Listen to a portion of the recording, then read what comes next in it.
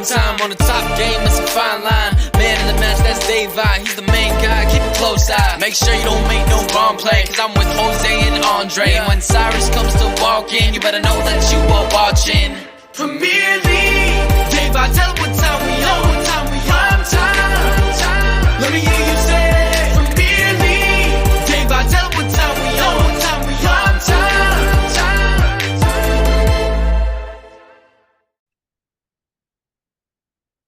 Hello and welcome to Premier League Primetime. Liverpool 7, Manchester United 0. If you can't cry, you have to laugh. I'm joined by Kenneth. Oh, Kenneth. How are we doing today, Kenneth?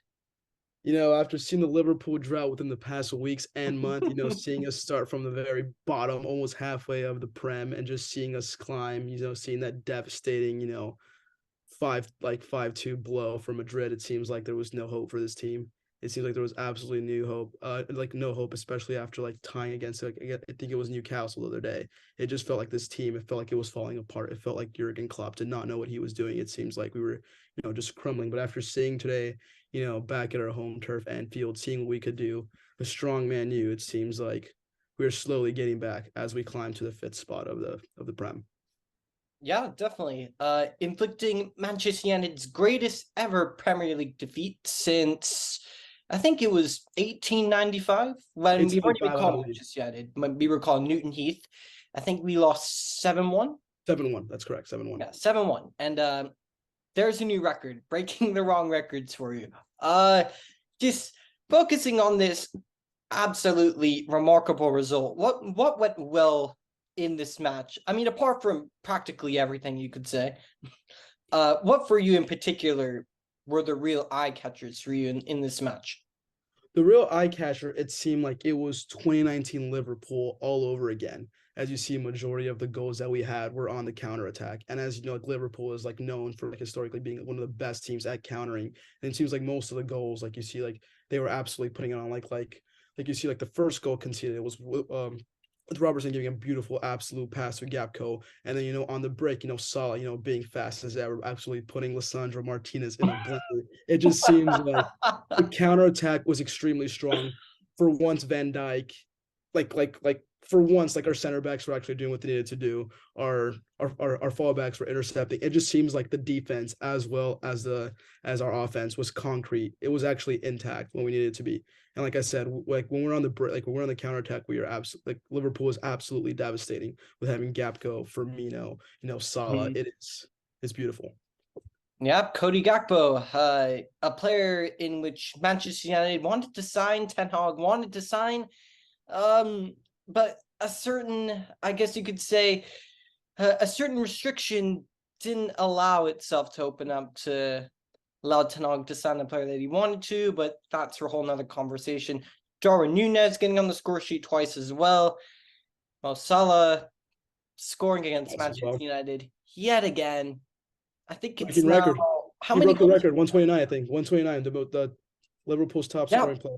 And how many goals is it against Manchester United? I think it's 10 or 12, roughly in and around that bracket. But the midfield looked like as if it was just, as you said, 2019. I mean, I know they were missing the ever-present Joe Gomez in the back. Absolutely. We missed Gomez. The thing is, if we had Gomez, the 7-0 would have actually been a nightmare for you. It's like a nightmare you could actually wake up from. But too bad we had Kenneth. Kenneth is back, and he is back stronger than ever. And Van Dijk was actually on his game. He was on his game. Unfortunately, I couldn't see any of this, which unfortunately, none of that. I love this man on the back, but he did not have a great game. But let's just get right into the Liverpool performances. Well, let's do player ratings. For those who don't, who this is their first time watching the player ratings, we do our player ratings on a score from 0 to 10. Zeros don't exist, but I can't imagine anything less than a 5, arguably, would be anything on the cards for Liverpool. So for Liverpool, it's going to be anything from 5 to 10. And probably the only 5 would be your goalkeeper, because he had nothing to do. Alisson, but it's up to you. What are you going to give Alisson for tonight? Allison, I would probably give Allison a 6. As you see, like in the first half, like United was like on the break. United basically controlled like the first half, and I guess like like the toughest save he made was like the one was like the kick from Anthony, which is like the Mhm. best save he made. Apart from that, like when he conceded the Casemiro goal, that was one thing, but it was called offsides. Luckily, so Anthony, I don't know of any Anthony. I know of like a little fidget spinner that that guy, Bill yeah, finds. Yeah, the guy, yeah, there we go. That's him. That's yeah, him. yeah. That's him. Yep. Apart from that, so I'd give Allison a 6. I'll give him a 6. That's fair. At right back, Trent, and Trent had no problems defensively. Unfortunately, he had no problems defensively, which rubs salt into the wounds for me. Oh, absolutely. The thing about Trent is that he has been inconsistent. I still think he's like the best right back when it comes to crosses and whatnot. Oh, He's seen 100%. absolutely disgusting with his weak foot as well. He is absolutely really good, but when it came to defense today, he still did pretty well today, intercepting a pass earlier, which is a pass earlier, which I saw Van Dijk, hug him and commend him for it. So, I'd give Trent like a 7, 7, 8, 7 or 8. Virgil van Dijk. Van in the back Dijk, a today. guy that has made my heart race a lot of times. He played well. He did what he needed to do. What he needed to do. At one point, Rashford did outpace him a little bit. But like, you can't expect much. Like Van Dijk, he's a big dude. So I'd give Van Dijk like a 7. Did his job defensively, and for one, actually no, I'm gonna give him an 8 because considering the drought that he's put Liverpool in for the past season, I'm giving him an 8. Ibrahima Konate starting in next to Van Dijk today. For I don't know how many partners does Van Dijk had in center back. He's had Joe Matip, then it's That's Gomez, Gomez, and Konate. it's Konate. Could have sworn we've seen Williams or Fabinho at least once. Who knows? But Yeah. this time it was Konate. Konate, if you ask every Liverpool fan if they miss like one player they miss besides Mane, of course, they would say Konate. Seeing Konate on the pitch, he is absolutely brilliant. He should have like scored the free kick from Trent, like just slightly missed, but at the same time, he was good defensively. He pairs well with Van Dijk. You can see like some sort of good chemistry when you compare him to Gomez or having Matip. So it's good to see Konate back on the pitch. Absolutely wonderful. What would you give Konate for today? Konate, I would give Konate so much Van Dijk 7 or 8. Actually, no, I'll give him a 7. Could have been an 8 had he scored that header from the corner, but it was just slightly off. Andy Robertson playing, of course, ever present at left back. Robertson for the past few matches I've seen him, he has been absolutely beautiful. I would give Robertson a strong 8 after seeing that that absolutely genius pass to Cody with the first goal, just absolutely ripping apart Man U's distance. Absolutely. He was perfect. He was really good. His delivery was awesome. He was going to break. I would give Robertson 8. Into the midfield, which was completely dominated by Liverpool, shockingly. I know. Starting off with Fabinho, who again, it's as if they just went back in time and brought back 2019 Fabinho. This guy has been. It's a bittersweet topic with Fabinho. It's not 2019 Fabinho when he was in the midfield with when you had Fabinho, Wijnaldum, and Henderson. They were absolutely disgusting. But you see like that Fabinho quality come back. I saw him get booked for what he did to Rashford, which is obviously like a defensive error. But at the same time, like he still did his defensive responsibilities, did like his regular passing. I give Fabinho like a strong 7, 8. Alongside him, Harvey Elliott, who I cannot praise highly enough. I said that this guy is arguably your player of the season. He is so good for his age. Starting in the midfield today with alongside Henderson. What are you giving Harvey Elliott for today? Harvey Elliott, as you mentioned, he's young. He has talent. He has been an absolutely beautiful signing for us. He did absolutely performing well. He did perform a mistake by giving the ball back, but he still intercepted I believe it was a Luke Shaw pass at some point. So overall, he has been a powerhouse, and like I said, as you mentioned, I completely agree. He has been quite the signing for the season. I'd give Elliott an 8. I love how good technically he is with the ball. I think when you look at, Liverpool players just in general, when you take a manager of any kind, players often and a team's often a mirror of the manager. And I feel like when you look at that, the midfield options, they mirror the manager. But I feel like Harvey Elliott is he's different. I mean, he does mirror Jurgen Klopp to a certain extent in what he wants, but I feel like he adds more. Like I feel like his technical ability on the ball is something that I don't think Henderson has. I don't think it's something even Fabinho has. Absolutely not. No. Definitely more something like Thiago has, except he's not injury prone, really. Yeah, he's not. Yeah, not as injury prone. He is still somewhat injury prone, but significantly. He's not much of a. Yeah, he's not much of a How about glass you? cannon. Very, very good today. Jordan Henderson, the captain. Captain. Still playing week in, week out somehow. What are you giving Hendo for today? Hendo, I mean, after seeing that Trent free kick, which was like a good free kick, like just a little too close to the post, and seeing Henderson immediately recover the ball and send a beautiful cross to Nunez just to score that. It was absolutely beautiful to see how like genius he is with the ball and whatnot. And I would give Hendo like an 8. Like Hendo does this. Actually, I'd give him a 7. I'm gonna knock him off like a little bit for his defensive things, but after seeing that cross, I was absolutely shocked. I was like, oh my god, this literally takes me back to about 4 years ago. So I'd give Henderson like a 7. Going into the front three, which caused the most devastation for me. Oh, wow. I'll start with the right hand side. Mo Salah now not the all-time leading goal scorer, is he? Or no? 129 now. 129. Yep, he tied with his 128th earlier. Robbie Fowler. He just surpassed Robbie Fowler now. Mo Salah does what he always does against my club, terrorizes me in my nightmares as per usual. And Kenneth is living in utopia. You can tell, you can look at him, you can see he's living in utopia. He's an absolute magician. He tore apart your defense and then absolutely sent like Lissandro to the shops. Absolutely put him into a blender, set up a beautiful pass that just absolutely went back in. It was absolutely gorgeous. When he's not a ball hog, he is absolutely amazing. Like he is the face of Liverpool. When people think of Liverpool, Mo Salah is the first player that comes to mind. And like there's a reason why. There is a reason not only to he play like a vital role in this historic game, the 7-0, but he also is like Liverpool's like all-time scoring leader, 129. I mean to pass Fowler, to pass Gerrard, that is quite the bar to set. And keep in mind, Steven Gerrard was the player that got me into Liverpool. So to see someone of this caliber and of his age showing what he can do with his left and right foot, it is absolutely outstanding to see. He is an absolute genius with the ball. He is tricky. He is ferocious. He has been the only Liverpool player who I've seen consistently always going for that kill. He always has that kill mentality of going straight for the goal. I would give Mo Salah's performance today either a 9, a strong 9. 100%. And I'm not surprised. I mean, he's done it year in and year out since he's come in, so it's not a shock to see him. I mean, for me, it's routine. For me to see Mo Salah do this against my club, it's pretty routine. Oh yeah. if anyone was going to inflict any terror, it was going to be him. I was surprised it actually took him as long as it did to actually get him scoring in the game. Right.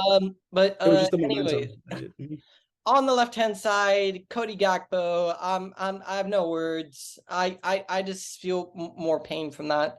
Oh, Cody Gakpo. What could have been? But this guy Cody Gakpo today. I mean, you see me smiling right now after seeing that first goal, which was absolutely that was a brilliant goal. That was beautiful.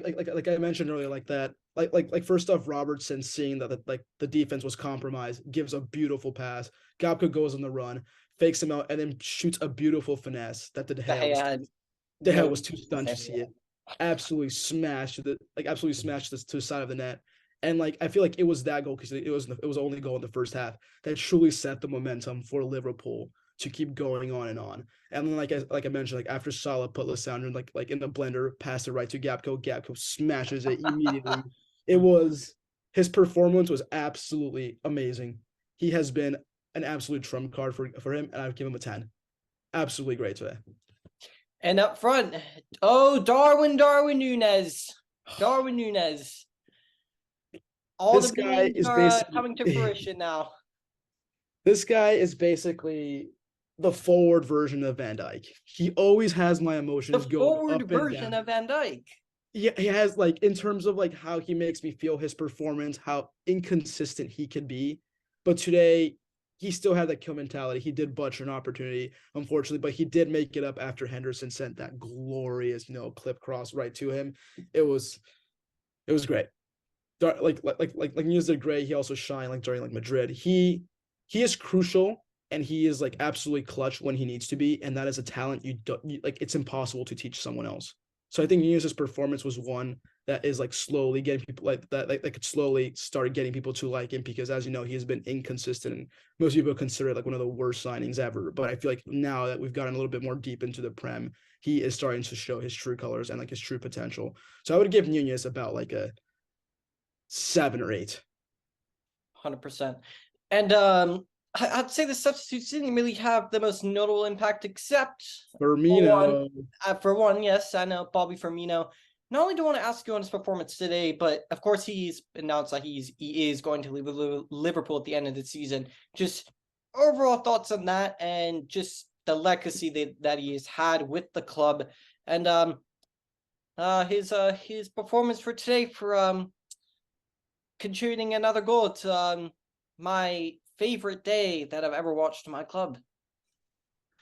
I'm starting to get a little bit emotional because when I first, started following like Liverpool, this was like Firmino in his prime. Absolutely disgusting. And I think Firmino, like apart from Liverpool, is like one of the faces of like the club franchise of the club, simply because I don't think I know a single person that could hate Firmino. I don't know a single person. I mean, He if is you don't such like a Firmino, you don't like football. Like exactly. He is a techie baller. He honestly is. And I've said it at times, like if I could take any player from Liverpool right now, I would take Firmino, because Firmino is basically does what Weghorst does, except just 8 times better. Even Firmino now, he does the Weghorst stuff, except 8 times better. Yeah, he is absolutely the most consistent player on the Liverpool roster. He was carrying your attack at the beginning of the season as well. He was awesome, and like although like he's like mainly like on the bench like now, like the moment Klopp puts him in, he is absolutely devastating. As you saw today, like he put Firmino in, like a couple minutes later, Firmino does what Firmino does, and it wasn't, and like I don't know if you like pay attention, but like that goal he made was not an easy shot. It was it was absolutely top.